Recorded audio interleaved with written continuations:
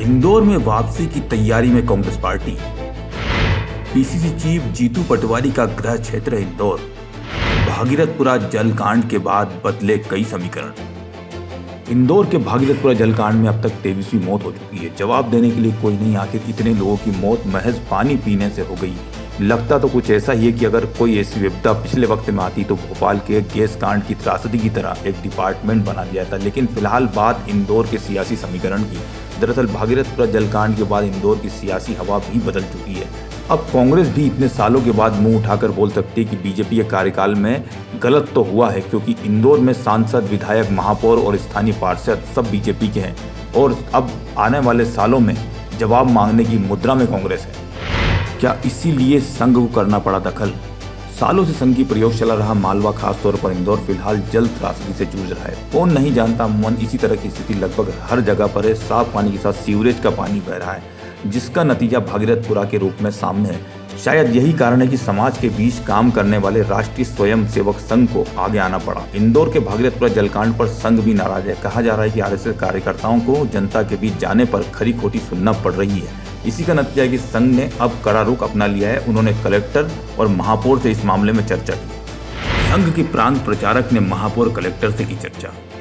Indore collector Shivam Verma और महापौर पुष्यमित्र भार्गव राष्ट्रीय स्वयंसेवक संघ के कार्यालय सुदर्शन पहुंचे थे। संघ से जुड़े सूत्रों ने बताया कि दोनों से भागीरथपुरा में दूषित पानी से मौतों और प्रशासनिक तालमेल को लेकर बात की गई। हालांकि इसके बाद पीसीसी चीफ जीतू पटवारी समेत कांग्रेस के नेताओं ने कलेक्टर के संघ कार्यालय जाने पर आपत्ति दर्ज कराई थी।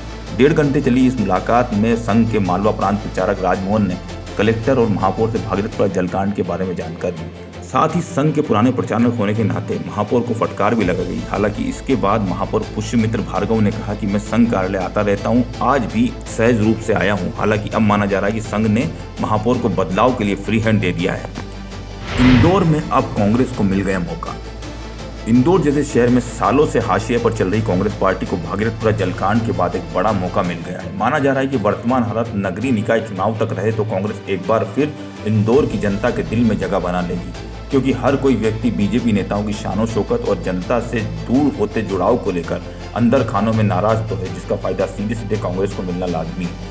लेकिन अब भी गेंद बीजेपी के पाले में नजर आ रही है, क्योंकि बीजेपी के आला नेता कैलाश विजयवर्गीय की स्थिति को संभालने में कोई कसर नहीं छोड़ रहे हैं, जिसके चलते कांग्रेस पार्टी इस मुद्दे को उठाने में कई हद तक बैकफुट पर नजर आ रही है। इंदौर में कांग्रेस की राह में ये बनेंगे रोड़ा।